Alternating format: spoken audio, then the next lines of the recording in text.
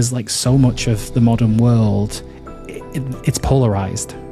And there are dads like you and I, and dads we know, and that are pushing fatherhood forward, that are pushing for more equality in their relationships, that are learning how to open up and be vulnerable, that are rethinking their relationship with work so that they can be more present at home. But there are also dads on the other side that, we should go back to when men were men, return to the traditional values of family. And what that traditional values tends to mean is, I as the guy will do whatever I want, and you as the woman can be some kind of trad wife, whether you want to be a trad wife or not, but that's the way that things should be. And the job of the book is not to convince one side to come to the other.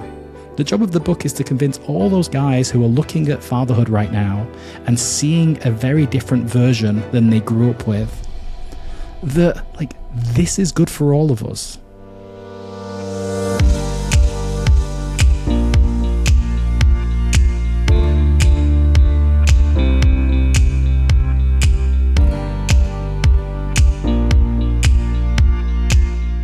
Welcome to Better Good. This episode's a little different. Most weeks on this podcast, we sit down with leaders and change makers who are creating positive change through a specific entity, organization, or programmatic initiative. Today, in honor of Father's Day, we're exploring a different kind of leadership and a different kind of impact. One of the defining realities of our time is change. Technology is changing, work is changing, community is changing. Our understanding of mental health is changing, our expectations of leadership are changing, even our understanding of success is changing. Many of the assumptions that guided previous generations are being rewritten in real time, and fatherhood is no exception. For thousands of years, the role of a father was relatively clear: protect, provide, and preside. Today, fathers are being asked to do something very different: be present, be emotionally available, be an equal partner, be successful at work, be engaged at home, be vulnerable, and be resilient. The expectations have changed. The old rules are fading. The new rules are still being written. My guest today is Kevin Maguire, author of The New Fatherhood. Kevin is a leader and change maker in his own right. Though his work isn't focused on a single organization or initiative, because he's spent years helping fathers better understand one of the most important and influential roles they will ever hold: being a dad. Because while we often think about impact through the lens of organizations, programs, and public leadership, few things shape the future more profoundly than the way we raise the next generation. So fatherhood matters, families matter, the men we become matters. And at a moment when so many fathers are navigating change without a clear map, Kevin's work provides awareness, intentionality, community, and a path forward. Kevin didn't arrive at this topic as an academic observer. He arrived through lived experience. After building the career he had spent years pursuing and becoming a father of two, he found himself confronting questions that millions of men are asking, often silently. Who am I beyond my job? What kind of father do I want to be? How do I navigate challenges that nobody has prepared me for? And how do I show up for the people I love in a world that keeps changing around us? His answers became a newsletter, a movement, and now a book that serves as a guide for fathers trying to thrive in a rapidly evolving world. This is Better Good, and here's my conversation with Kevin Maguire. Hey, thank you for having me, Scott, and thank you for such a lovely, warm intro. Well, thank you for a lovely body of work, a life being well lived and shared in a way that is so profoundly important and has an incredible social impact all its own. I have your book. I love your book. I've started marking up your book and tabbing your book. Your Substack is amazing and a great movement all its own. I can't wait to unpack so much of it with you. I always start this podcast or each episode with a question about an earliest memory. And this is a little different, and it's a special Father's Day edition of the pod. But tell me about your earliest memory that fatherhood was something of its own in a world around you, whether it was your own father and or becoming a father. When was it that fatherhood itself crystallized for you as something unique, worthy of attention? It's been interesting kind of going through this process of, bringing a book into the world. My wife was joking, saying, like, this is your third child. And this is the first one that you've birthed yourself. I've really been reflecting, as we're coming up to Father's Day. I found a picture and it was me, my dad, and my grandfather. The three of us huddled in one photo in my grandparents' room in Northern Ireland. And I would say I'm probably about 6 at the time. And my dad is just shy of 30.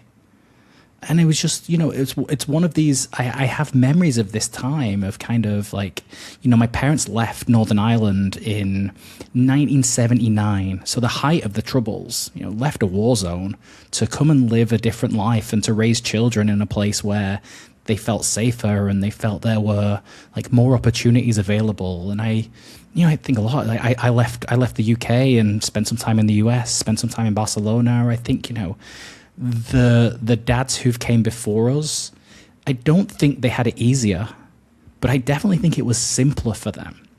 So when I think of those times, when I think of the dad that I grew up with, there's a line always. It's like he did the best he could with the tools he had, right? I think we are navigating very different seas today.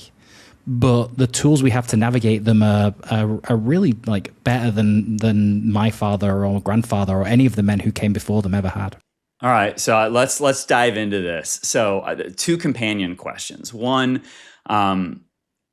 your book is based on this reality that fatherhood is undergoing a fundamental transformation. So I'd love for you to share with the listeners, what is it that's changing? And then how can they better understand it the way you beautifully break it down, that for thousands of years, fathers have been expected to do the 3 Ps: protect, provide, and preside. What an incredibly helpful frame. And so, how is it changing? And then why doesn't that framework fully work anymore? Yeah, I call these the traditional anchors of fatherhood, right? Because protect, we are physically 10 to 15% larger than the women in our lives.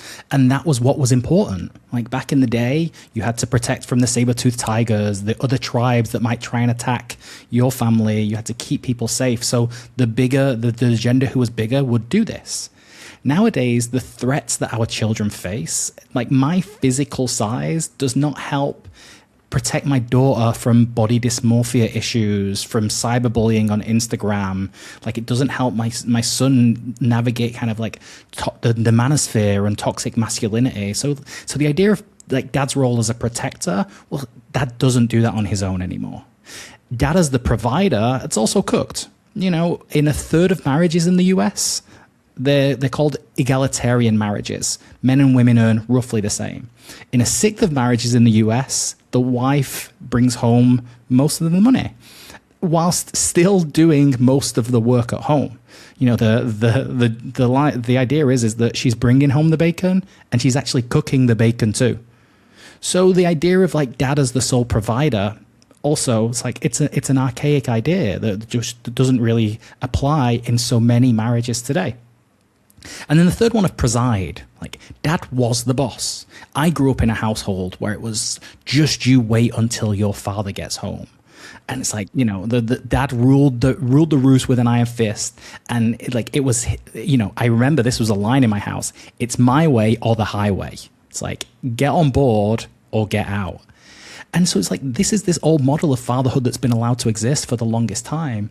And what dad's role was back then, it was a lot simpler. Like you did these 3 things and that was kind of all you were meant to do. As long as you brought home a paycheck, as long as you made sure the family was safe and that you were the disciplinarian, that's what you did. And even, when it comes to the role of the dad, well, you provided, but not only did you provide money and income and a house and food, but you provided what the next generation would do for work. Historically, dads would pass on a trade to their sons because it would be the men who were working, and they would give that trade along with a surname. So, all of these surnames that we know, Baker, Spicer, Butcher, Taylor, and it's not just in the Anglosphere. Interesting, when I was researching the book, you look at India and you have Tobaccowala, chaiwala, it's like the tobacco seller, the tea seller. Like the names were given along with the role itself. So our entire sense of self and identity was passed down from the men who came before us. And all of these things are starting to shift now, Scott. And it felt like when I didn't set out to say, well, I'm going to be a fatherhood guy and I'm going to kind of chronicle the changing face of fatherhood. But I just kept seeing all of these markers that the dad that I was expected to be was so dramatically different from those two men in that picture. Like, and really, like, I think so much about the newsletter, the 5 years of writing the newsletter, the 3 years I've put into this book, as I'm kind of just thinking in public. And I'm really trying to figure these things out. And it's just been so interesting to see it resonate with so many who are on that same journey and trying to figure these things out themselves too. I love it, and I will just say the first 15 pages of your book, and pages like 14 and 15 specifically, which are the old rules and the new rules, are worth the price of admission alone. I mean, any dad or family focused person should get it for that reason alone. I mean, we could spend probably the whole hour going through just the old rules and new rules. And if there's a couple favorites you have, I'd love to have you share them now, or if we want to run through all 17, we could. But I think that the reality of old models being dismantled and disrupted without a clear new path forward is the challenge that every father is facing. And for all the reasons you've already unpacked a little bit, technically they never gave us a roadmap or a path for what to do when we take the kid home from the hospital. I found that amazing when I was a new dad. My kids are now 17 and 15, but when we first had our son, our oldest, I thought they let us take him home. They just let you leave the hospital with them. Like, you didn't have to go get a permit or a license or anything. It was harder to go drive a car than it was to bring a human home and then be responsible for it. But I would, some would say that there's no new rules to take their place, and maybe it's not rules, but like this guide you provide is amazing. Of the 17, any specifics that you have found resonated most with readers, or that you feel are most valuable if somebody has to pick just a smaller number than all of them? For me, I would say the core one that runs through, like, if what the new fatherhood is in the nutshell is, I won't remember the number off the top of my head, but the old rule was push it down, and the new rule is bring it up. It's number 10, by the way. For those following along at home or getting the book, it's pages 14 and 15. Push it down is the old rule. New rule is bring it up, number 10. And that's it. And like for so long, the dads before us, we've grown up with this archetype of the father, the like emotionally distant father with the stiff upper lip. It's like you could go to dad for advice, like how to change a tire, how to knock a hole through a wall, but don't ever go to dad to talk about your feelings, because what you'll get there is nothing. And that advice, that still exists.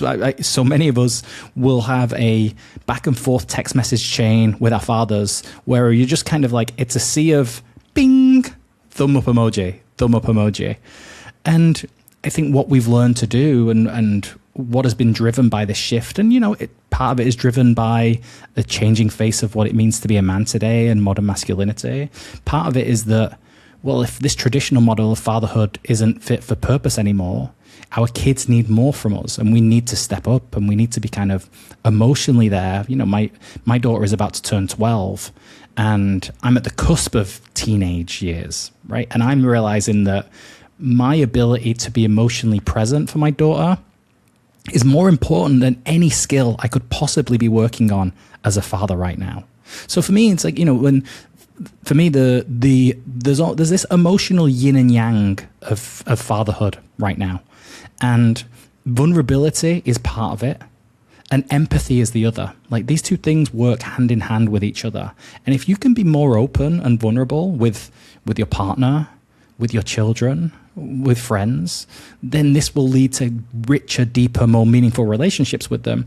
And then that will kind of unlock this newfound empathy as you're able to talk to them, as you're able to really listen and understand their thoughts and feelings. It's not something that we grew up learning how to do. It's not something that many fathers modeled for their sons in the generations past. So I really think like that is some of the biggest, most important work that we'll do.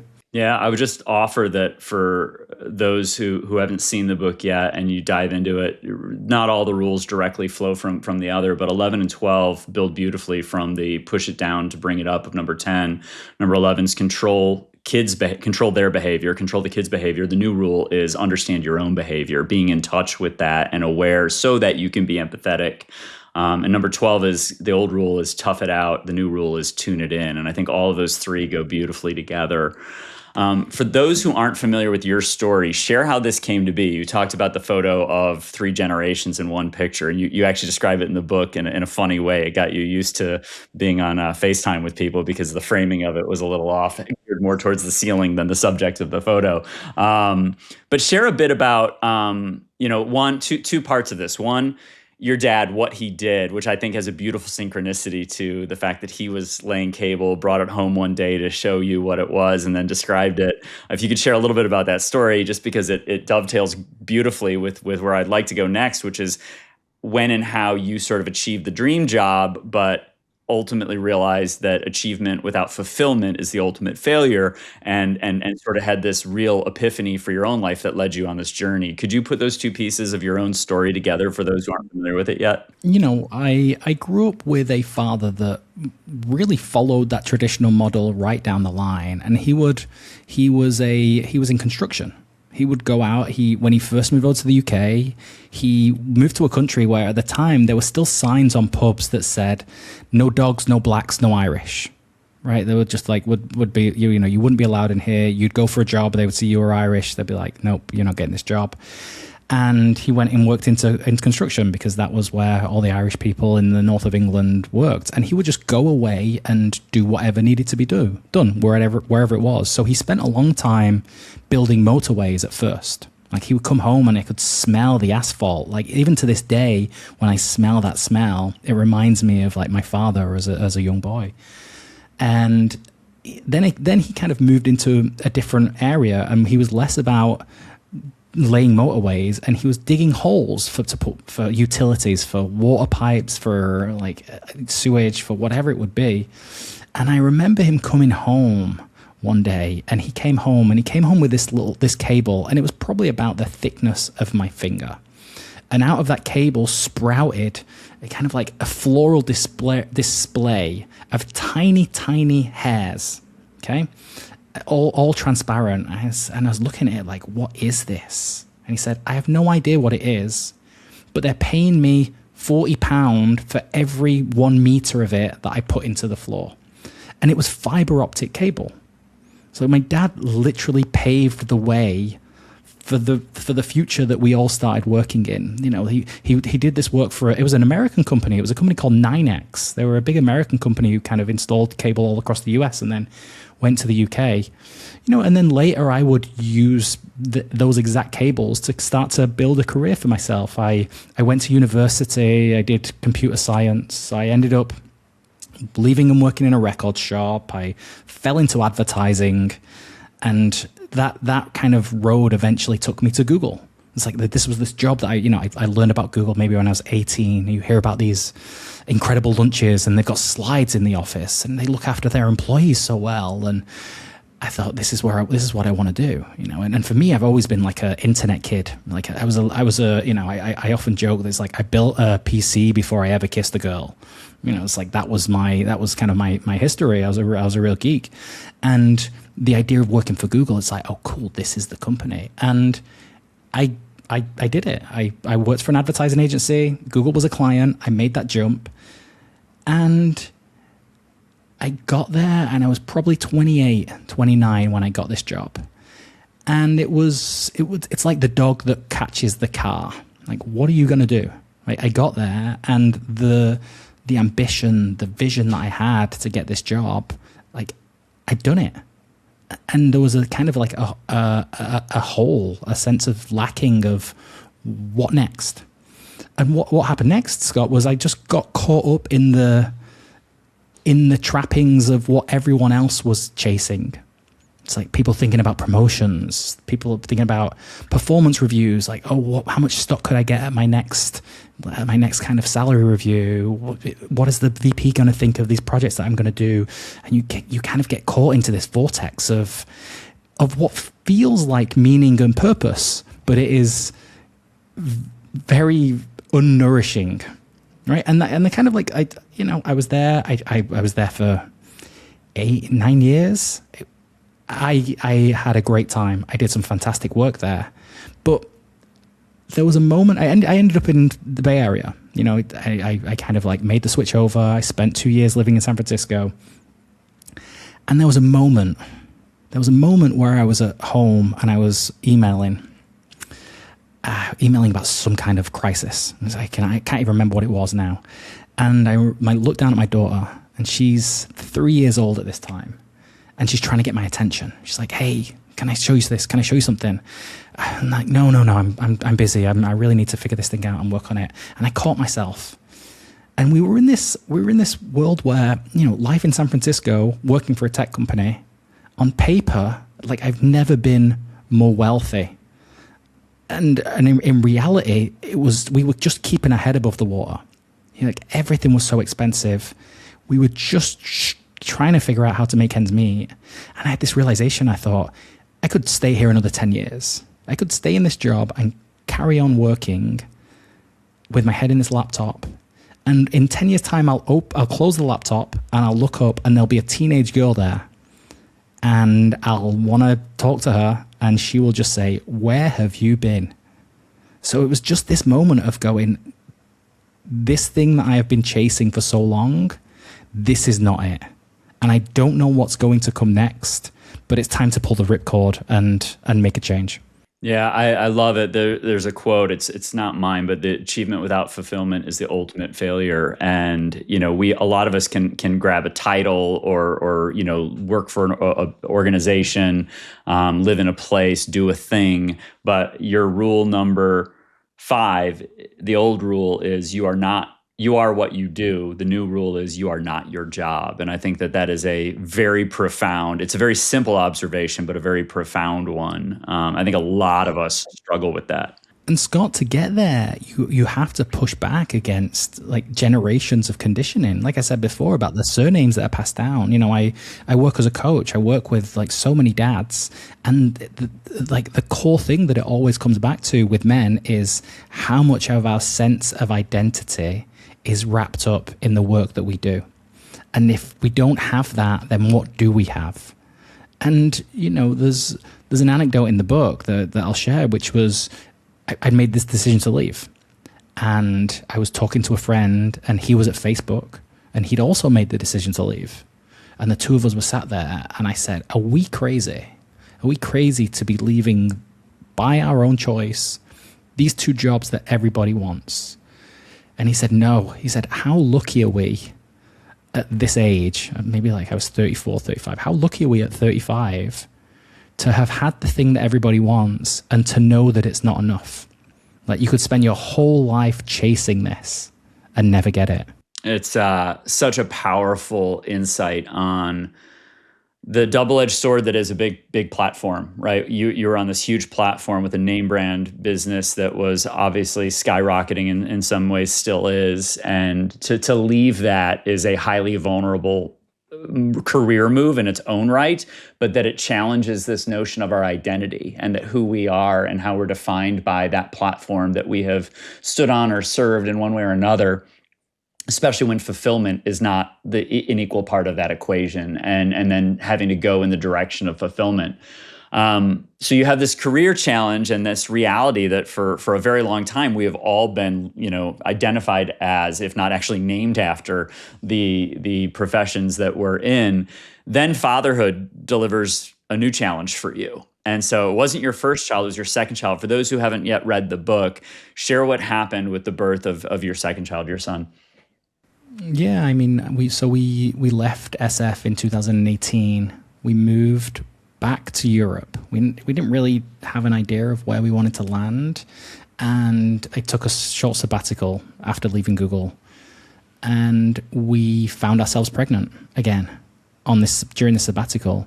So we had to get the wheels in motion. We had to figure out what we were going to do, and we ended up in Barcelona through like a process of like an intentional process of trying to design the life that we wanted to have. And we landed here at the start of 2019, and my son was born 4 months later. I knew one, outside of my wife and daughter, I knew one person here who was just a friend of a friend. We'd met and had a beer a few times. And it's moved, and I didn't have a job. I was working for myself. So I didn't have an office I was going to every day. I didn't have a ready-made community that I could just slot myself into. And my son was born, and it was an incredibly isolating experience. And it was really tough. And I didn't know what was happening. There were all kinds of negative emotions, Scott. It's just like feelings of anger towards a baby, feelings of like resentment for this decision that we'd made, feelings of shame around like, why was I feeling like this way about my son? And I would take myself out of the house every day under the excuse of taking the dog for a walk, and then just go and sit somewhere and cry and try and figure out like what is going on in my life. Like why do I not love this child, this new baby who's been born? And I came across an article written by a doctor in Psychology Today, written by a doctor, Dr. Levine, out in the US. And he talked about going through the exact same symptoms that I'd been going through. And I just saw 3 words there together that I'd never seen before: paternal postpartum depression. And I had a very strong idea of what postpartum depression was, because, we as husbands who are trying to support our partners, you learn about this as an issue and you know to look for the signs. I had no idea that dads could get it. And, there is all kinds of data there's so much data around postpartum depression in women, because it's something that they've been studying for like hundreds of years. And there's been a real battle for women to be able to kind of have it recognized. It only went into the DSM-5, the kind of manual for disorders, very recently, I think 4 or 5 years ago.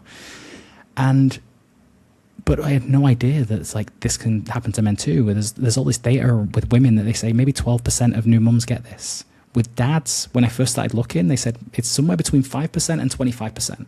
And we don't really know, because men aren't talking. We're not screening for it. Men aren't talking about it. And if they do go to the doctors, like, they're not being asked. And if they do get asked, they don't want to speak up about these things. They're not talking to each other. So this began this real kind of, this real process of understanding what this is and what I needed to do to get through it, and to get myself better.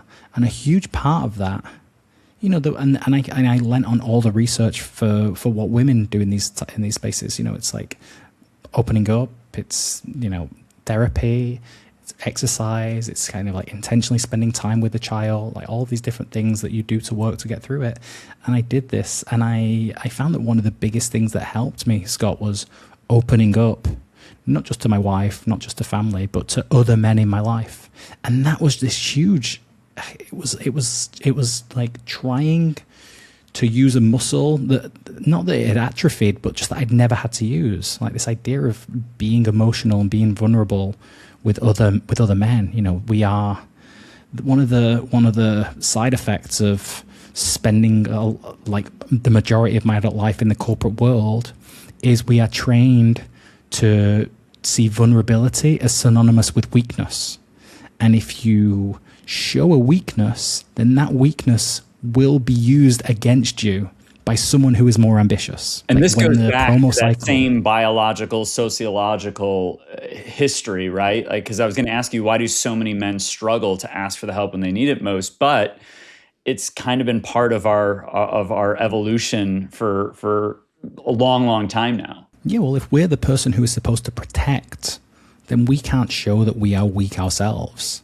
Like those two things, like there is kind of a like mental paradox that if we can't be strong enough to protect while also being weak at the same time.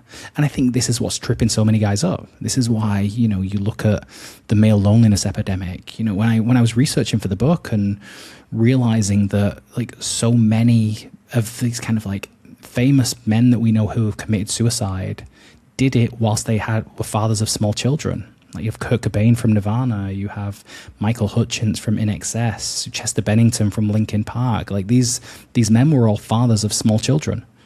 And we aren't talking about this. We weren't talking about this. It's like I still go out and talk about this, and men, women, they're like this. Like we didn't know this exists. Like, and sometimes it comes with it's men going like, I had no idea. I've had men email me, Scott, over the years and say, I had no idea this was a thing, and this explains so much. Like this explains why I was in this this horrible place for the first year of my son's life. This explains why, like I did these. I had a gambling addiction for a year of my life that I've never had before. The symptoms present differently for men and women. There's a lot of similarities. There are some differences, and men tend to exhibit more self-destructive tendencies. Depression tends to pull forward addictive behaviors, right? So it could take its form of any number of addictive behaviors. Yeah, and I think a great piece of advice that I was given, and this is great advice for anyone who has a partner going through any form of depression, but postpartum depression especially, which is that you both sit on one side of the table and you put the depression on the other side, right? You work together to figure out like what you need to do to get through, to get rid of this, because I think all too often that it can feel like, okay, well, me and the depression are here and you are over on the other side, and actually like trying to figure out how you can connect and communicate and help each other get through. There is a whole host of data out there that says if one parent gets postpartum depression, there's a 50% chance the other parent gets it too. So for me, and then there is all kinds of data that I go into in the book, which is the knock-on effects for children when their parents have had any kind of a depressive episode, but postpartum depression especially, and untreated, and what it means to them in later life. There's a couple really interesting corollaries here, and I just want to note that the 3 Ps are helpful as a frame for anybody who might be struggling through this. It's not just that being vulnerable or feeling like we're failing to live up to ideal goes just to protection. It's also about that providing and presiding piece, where if you're expected to provide, you must be strong and capable and competent. You can't be weak. If you're expected to preside, you're expected to lay down the law, to make the decisions, my way or the highway. I have to be strong and fit, and I can't be therefore vulnerable or something less than the ideal against those 3 Ps. So I think just being able to name what those 3 Ps are in the historic context of how people have traditionally looked at fatherhood helps people understand that frame in a way that's like, oh, okay, these are the things that feel like they're being undercut if I am any of the things I feel strongly the need to be while overcoming a challenge. And that's okay. I think we can just live in that space of acknowledging it, and that provides the first step in the new direction.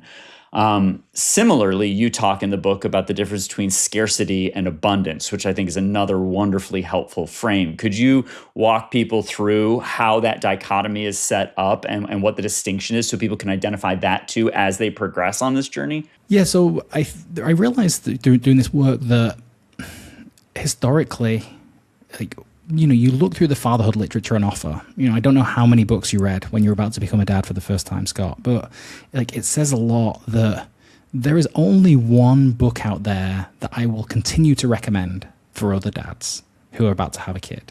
It's called The Expectant Father. It's by a guy called Armin Brott. If you read one book about fatherhood, this was the one that you read. It gets reviewed very well. It's like people recommend it to each other. It's a great book. It is 30 years old. Okay, he's updated it 5 times. It has sold 1.5 million copies. It's great. Like if I can even sell a fraction of that, I'll be a very happy person. But like everything else, like in my experience, like the way it talked about fatherhood, the way it looked at fatherhood was this idea of all the things that it will take away from you. The late nights, you won't get any sleep anymore. Your relationships will suffer. You won't have any money. Your career is going to be impacted, like all these different things. And, in psychology, we call this a scarcity mindset. So in the book, I call it scarcity fatherhood. And from that perspective of scarcity fatherhood, raising children is a distraction. Raising children is something that is just, it's not part of the main narrative. It's not part of you go out, you work hard, you can kind of you achieve, you nail that American dream. Kids, it might happen for you, it might not happen for you, but it's not part of that main thing that you're going for. And the more and more time I spent as a dad myself, and the more and more I surrounded myself with the kind of dads that I looked up to and respected, like these people were looking at fatherhood as additive to their life. It's like it made them feel more, it made them happier, it gave them more meaning and fulfillment. And like from this perspective, from this abundant fatherhood perspective, like having children does not take things away from you. Like having children leads to a richer, more meaningful life. You can have a rich, meaningful life without children. I know a lot of people who have, but for me, it's like it's weird. I spent this huge chunk of my career searching for meaning and fulfillment through work, like and having it as the primary source of meaning and fulfillment. And if I wasn't getting it through work, then I wasn't getting it in my life. And this huge shift that actually came through working with a coach actually back in 2016, 2017, was that there were so many places for me to find fulfillment. But I was like standing with a bucket under the one pipe that was just dripping like a little drop every day, and I was trying to squeeze that pipe for all the fulfillment I could get out of it. And there was work, and there was family, and there was friends, and there was hobbies, and there was food and music and art and all of these different things that were just bottomless wells of fulfillment. And I just really had to make that mind shift change and go, I don't need all of this from work.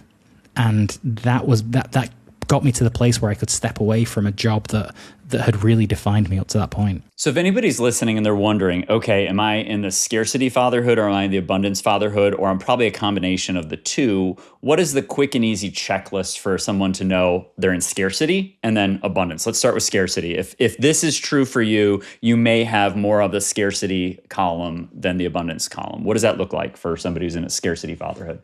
I think you tend to look at interaction, like experiences with your children, interactions with your children, as like, what is this costing me? And with by cost, I could be speaking financially, I could be speaking time, I could be speaking energy, I could be speaking a combination of all three. It's like, oh, the kids want to go to the movies this weekend. Like, okay, well that's going to be like $40 for the tickets and $30 for popcorn, and I wanted to watch this game, and I'm not. It's just like, that feels like, for me, that's scarcity fatherhood. Like the dad who turns around and says, "Oh, cool, Toy Story 5 is out. Like, I love the Toy Story movies as a kid. Can we go watch that together? Like, well, let's go pick up some sweets on the way and sneak them in." And it's like, the kids. I have found that kids can be this Trojan horse to just get into all kinds of different things. Like right now, Scott, my son is obsessed with football. He's 7. We're here in Barcelona, so Barcelona is his team. The World Cup is on, so he gets to watch Lamine Yamal play. He gets to watch Messi, Ronaldo, like all these people. He's collecting football stickers. There is a meetup every Sunday in Barcelona where all the kids in the city, and quite a few dads, all meet up to swap cards and stickers. And it is probably about 200 people every Sunday morning at Mercat de Sant Antoni. Okay, it's a 15-minute walk from our house. This for me has just been an absolute joy, right? From the scarcity fatherhood mindset is, I can't believe how much I'm spending on stickers. Like, it's $150 a pack, and he wants to buy a pack every day, and it's going to take 100 packs to fill this thing, and it's going to be €200 altogether. The mindset of abundant fatherhood is, I get to go with, like, he knows all these players. He can look through a pack of 10 stickers and instantly know which 4 he has and which 2 he hasn't. Like all these, and then he goes, like, the first time I took him to this meetup, he was quite shy. He's kind of looking around. He doesn't know what's going on. And I said, well, and I was kind of leaning in. I was talking to the little kids. I was like, "Quieres cambiar? Like, do you want to change? Do you want to swap?" And then in a little, like, after a few times, he was in. And now we've gone down a few times since. And he is like jumping around. Can I go here? I want to talk to this guy. It's like, have you swapped with him yet? Yeah, I've already swapped with him, but I haven't swapped with him. It's like, this for me, it's like I get so much joy out of watching him learn this and watching him navigate the world, but also like I hanging around, I'm talking about football, like I'm getting to practice my Spanish with other dads who are there, and like there is so much just absolute joy and meaning to be found in these experiences with our kids, but the wrong mindset can just block us off from so much of it. It reinforces for me one of my favorite mechanisms for flipping the script, which all of us are imperfect at this. So I want to be clear that there's no expectation any of us get this right all the time. We're allowed to have our downtimes, our moments, our scarcity. It's normal. It means we're human. But one of the mechanisms I've used primarily in the past decade of my life, and I'm 50 in a few months. So in my 40s, I learned this, is flipping my have tos into get tos.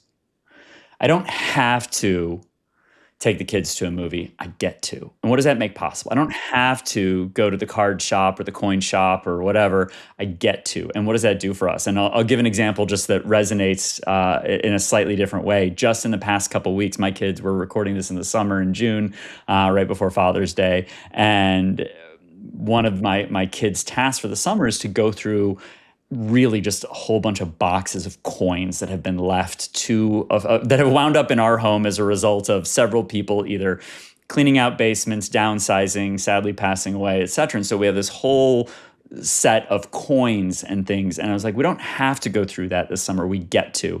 And the process and just that tweak of mindset has revealed that this isn't a task for my kids this summer to clean out boxes in a room. It's been an opportunity to do a few things. One, learn about something we don't know anything about.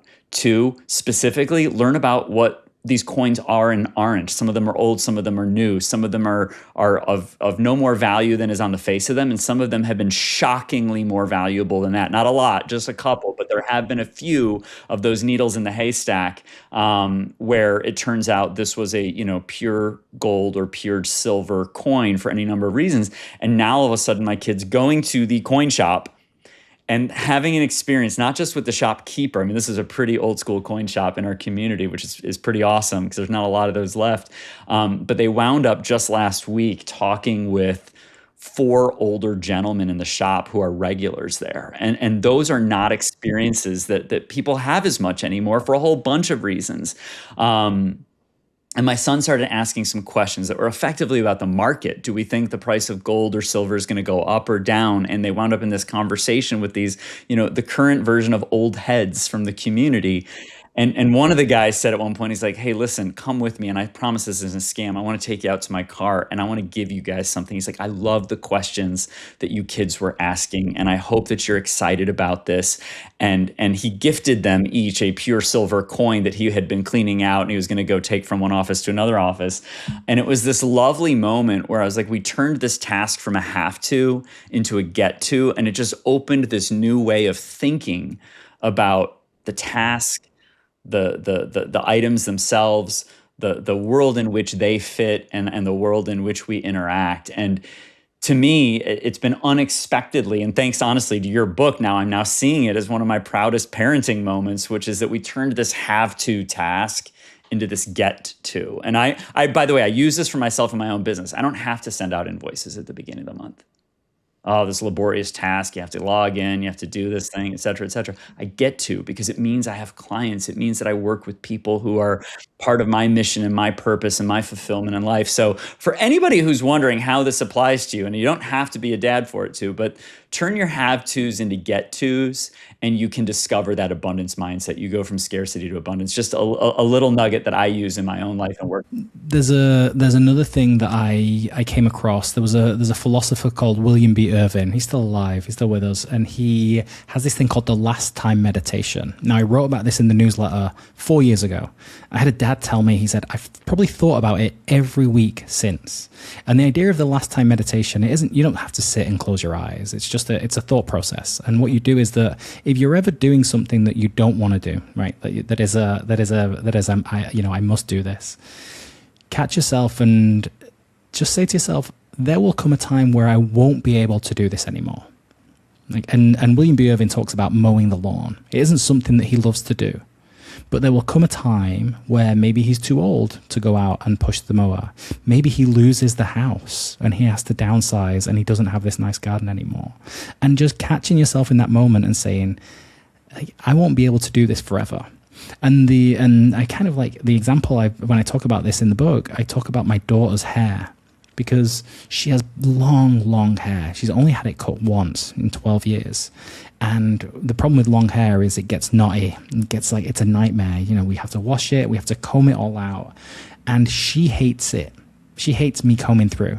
And I hate doing it too. And I would catch myself and I would go, one time, you know, sometime soon, I won't have to do this anymore. I won't be able to do this anymore. And I'll really miss it. And in between writing the book and publishing the book, that time has passed. And I walk past and she's in the room doing it herself. And I do feel this pang of loss, of thinking like, oh, the man, like we don't get to have that anymore. And so often, Scott, I just catch myself and think, like in 20 years time, I will give anything just to come back to this hour, to this day, to this moment, just for another few minutes. And it's just little things like this, like you said, like these reframes, these little ways that we can catch ourselves that really unlock a completely different perspective on not just what it means to be a dad, but what it means to be alive. Two things to yes and that. I guess three. One is I identify with the combing of the hair thing. It's probably one of my daughter's, very manageable traumas in her life, is that she has long curly hair. And there was a time when I was trying to help her, and we were just in conflict about it. And I was like, oh, okay, I give up. And that was something we refer back to every now and then, is that the dad hair salon is not a happy place. So ours ended prematurely, but by mutual choice. But she's at that point. Second, what you mentioned in the book, which is difficult, and there's memes out there, or there's Instagram reels about this, but you talk about it in the book, and it is so very true. We don't know when the last time is that we're going to pick them up and hold them. Mine are 15 and 17. I couldn't pick them up and hold them without injury if I tried. But there is a last time we have the last bedtime story. When they're little, unless we choose to go back and do it again out of a desire or intentionality.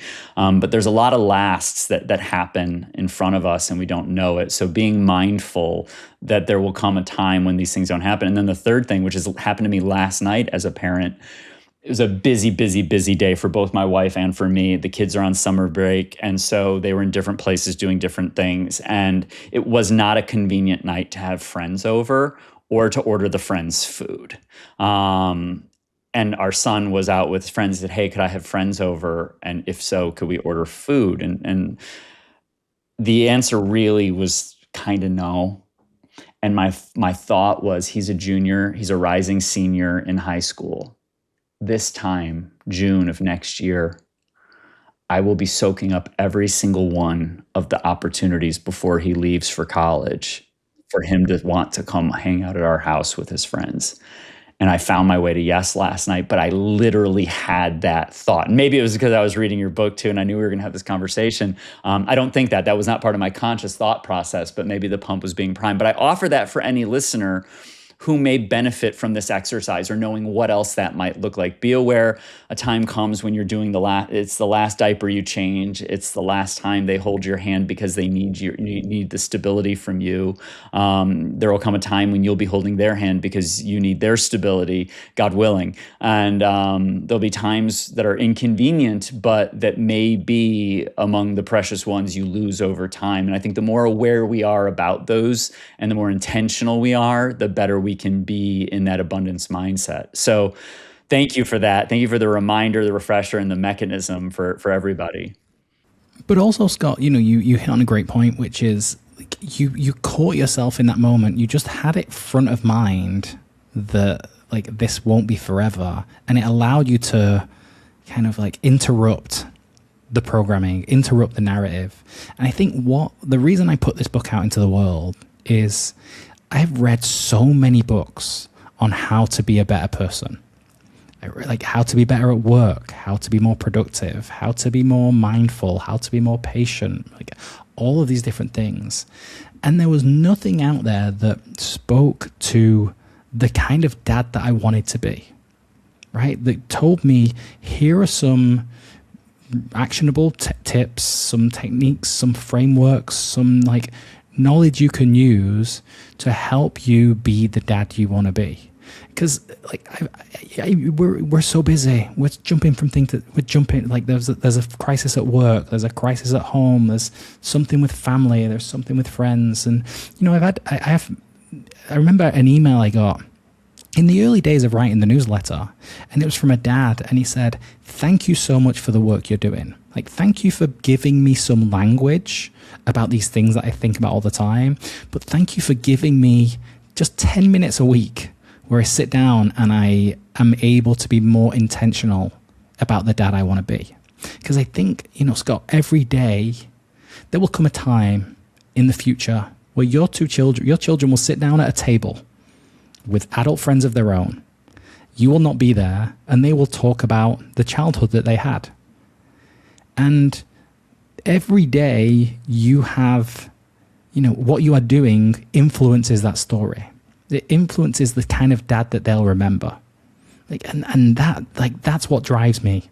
That's what drives me to do this work. That's what drives me to kind of look at the patterns of fatherhood that have been passed down before us, that we are willing to do the work to interrupt, to say, like, the book stops here, and my dad gave me some great things, my dad gave me some not great things, but I am being intentional about what I'm going to pass on and what I want.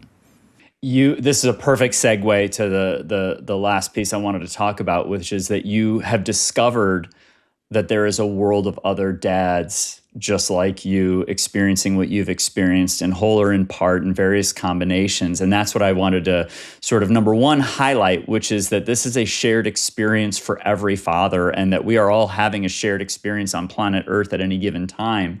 And from the macro to the micro, this has been real. And so through your own leaning in and leaning forward, your own discovery, your own vulnerability, and all that's come from that, you have yes, this book is out, but there is this incredibly popular newsletter where you have found an entire world of people that, by virtue of your speaking up, others have said, me too. They've raised their hand. They've said, I've experienced this in some way as well.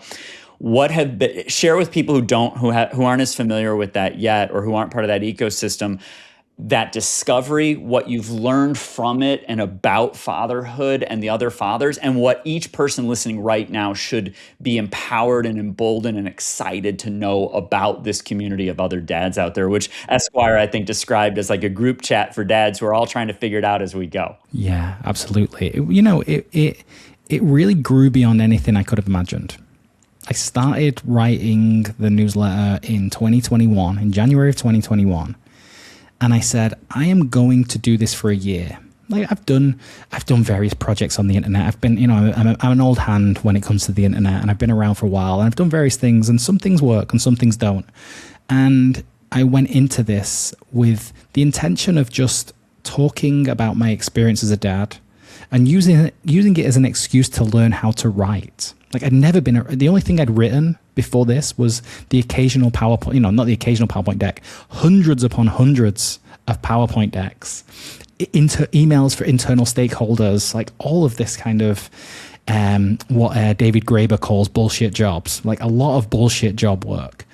And I said, well, I'm going to commit to this, and I'm going to learn how to be a great writer. And I went and I bought a load of different books about writing. I just said, I'm going to do a year. And I sent out to a few friends who still worked at the various tech companies that we'd kind of intersected with. And I just sent out this email, said, hey, can you post this on your parents' groups if you have one? A parent Slack channel, parent bulletin board, whatever you might have. And it just said, dads don't look out for each other, and we need to do a better job of showing up and just really like creating a space where dads can talk about some of the kind of struggles that they're having. And in that first few weeks, there were 500 people reading it. And then a few weeks later, it was 1,000, 2,000. It's like currently stands at 23,000 dads around the world. Actually, I say 23,000 dads. I did a survey a while ago. 15% of the people who read the newsletter, I call them the curious moms. There are women who read it, who are really into it. And it just became this space where, like, I just send out an email once a week. I just send it. And sometimes it's about the intersection of fatherhood and popular culture. It might be a movie, it might be a book, it might be a video game. Sometimes it's something I've seen in the news, but more often than not, it's just something that I've noticed at home. There is a great book. Speaking of books about learning to write, there is a great book by Vernon Klinkenborg called Several Short Sentences About Writing. And he talks about writing as just the idea of noticing. It's about letting yourself out into the world and noticing what comes back. And so many of the newsletters begin with, like, isn't that strange? Like, great example, why do I feel so angry when I walk into a room and my kids' toys have been left out? Like, just a thought. And a thought that led to this thing of, like in my house, like the house had to be clean, or there would be kind of like repercussions.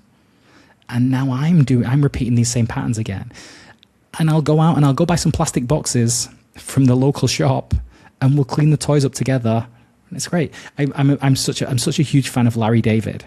And there was an interview with Larry David one time, and they said, "Is your life really like Curb? Like, is it really like this?" And he said, "Yes. So much so that whenever I get into a situation that I don't want to be in, I just take out my notebook and I start to write." And for me, like the newsletter itself has just been, I'm trying to figure fatherhood out, and I'm like Jason in the labyrinth, holding the red thread, like leaving down the red thread, so that if anyone else finds it, they can figure a way through. Because and all of these dads have come along for the ride because they see themselves in this shifting definition of fatherhood too. I always say the new fatherhood is not me, Scott. It's not me saying, I am the dad who is pushing fatherhood forward. Like I'm a journalist, and this is my beat. Fatherhood is my beat. And I'm just noticing all the different things, like the what Ethan Mollett calls the jagged face. It's like the jagged face of fatherhood, right? It's like it is. There's a William Gibson quote: "The future is here. It's just not evenly distributed." That's how I feel about the changing face of fatherhood. It's here. It's all around the place. You look at something like in the UK, there's an organization called Pints and Ponytails that have been getting a lot of press recently. It's a bunch of guys.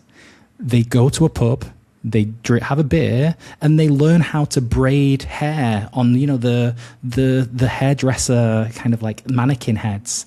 They're getting together and they're talking about these things. It's like, you look at these things that are happening everywhere. There are these pockets. And I think, you in your question, you raise a really interesting point, which is we're all experiencing this like different version of fatherhood together. Sadly, it's not the case because like so much of the modern world, it's polarized. And there are dads like you and I, and the dads we know, and that are pushing fatherhood forward, that are pushing for more equality in their relationships, that are learning how to open up and be vulnerable, that are rethinking their relationship with work so that they can be more present at home. But there are also dads on the other side that, we should go back to when men were men, return to the traditional values of family. And what that traditional value tends to mean is I, as the guy, will do whatever I want, and you, as the woman, can be some kind of trad wife, whether you want to be a trad wife or not, but that's the way that things should be. And the job of the book is not to convince one side to come to the other. The job of the book is to convince all those guys who are looking at fatherhood right now and seeing a very different version than they grew up with, that like this is good for all of us. This is good for us. This is good for our partners. This is good for our kids.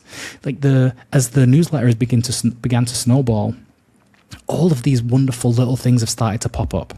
There is a community of dads. It exists in Discord, so we call it the Dad Squad. Okay, 300 dads, just like from all around the world, who are helping each other out.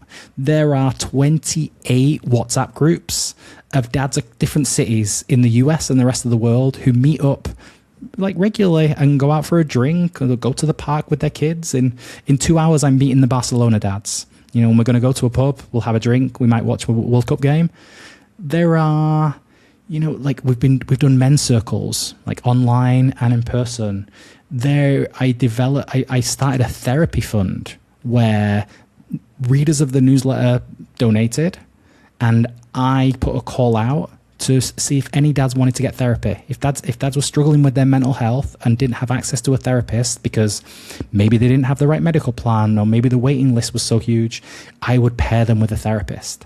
Like all of these things that have kind of sprouted up quite naturally under this banner of new fatherhood and this banner of dads supporting other dads, which it seems so strange. And it's only strange because we don't really see it.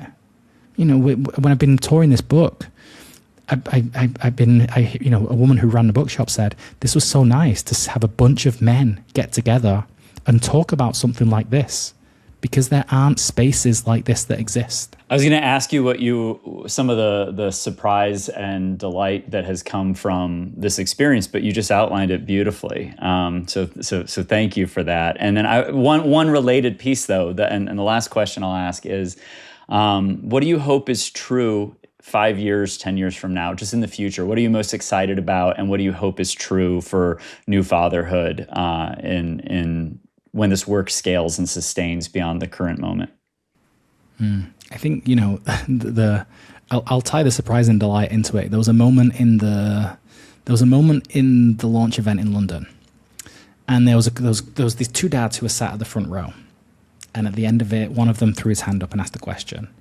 He said, you spoke a lot about community, and you spoke a lot about kind of support networks, and like, what advice would you give of, for an expectant dad to build these connections? I said, oh yeah, well, you got to learn how to be more vulnerable. You need to, a thing I talk about in the book, build your dadvisory board. Like, think about like mentors for fathership that you want to like reach out and, find a group that you can connect with. And if there isn't a group in this area, like create a group yourself. It's like, but you have time. Like, how much time do you have? When does the baby come in? And he said, 3 days. And I walked and I was just like, I laughed. I said, well, if anybody here lives here and wants to kind of like be friends with Paul, like, this is the time. And I went away and I signed some books. And as I was signing the books, I looked over and he was sat there with another two of the dads, and they were exchanging numbers. And I went over and I sat down with them. I was like, hey, do you guys know each other? And they said, no, we just met each other here, but we all live locally and we're all about to become dads soon. So we're going to kind of like try and meet up regularly. I've started joining. There's a woman, home births in Spain are very low, 0.2%.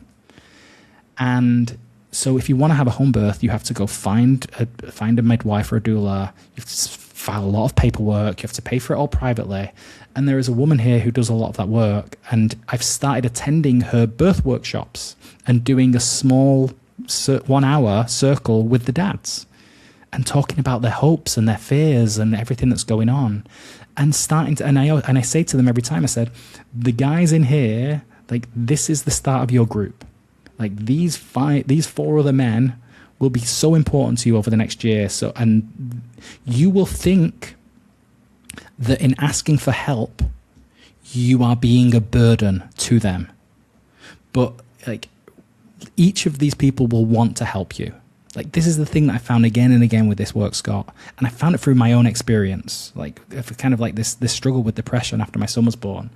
I didn't want to reach out to people because I felt like I was a burden. And then I was angry that people weren't reaching out and checking in on me. And it's like, this is a cycle we need to break.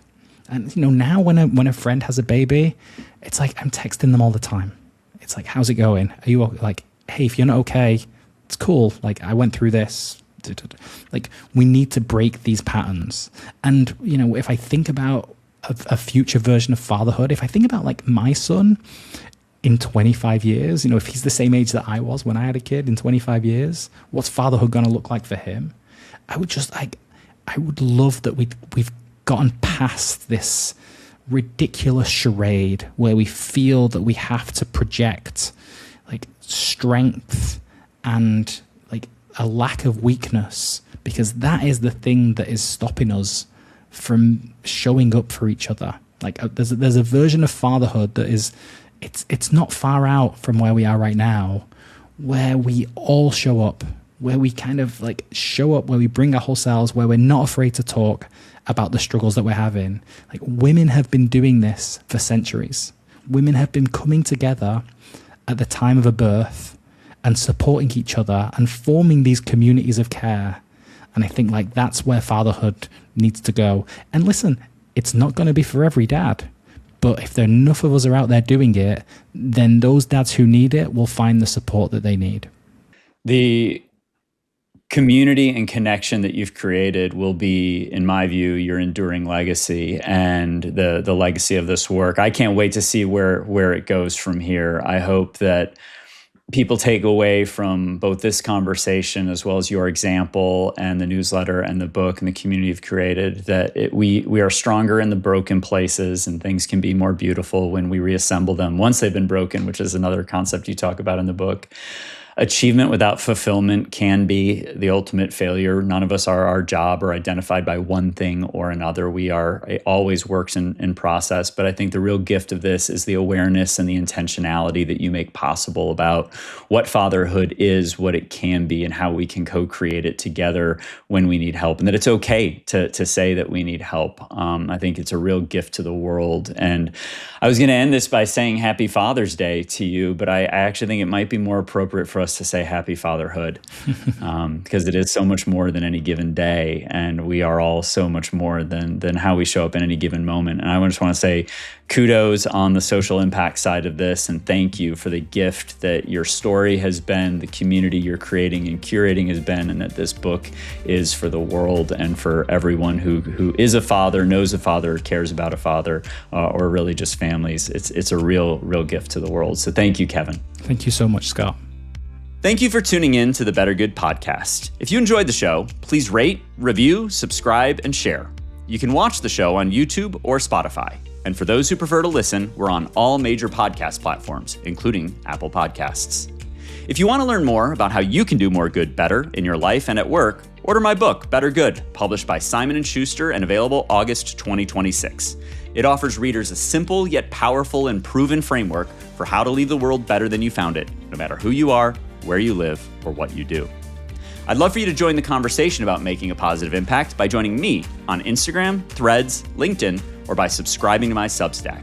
You can find all the links you need to bring better good to your life and work at www.scottmcurran.com. Better Good is a Beyond Creative production. My executive producers are Kieran Banerjee and Aaron Schulman. Production is by Echo Studios in partnership with Palm Tree Island. Remember, the world's biggest problems won't wait, and neither should you.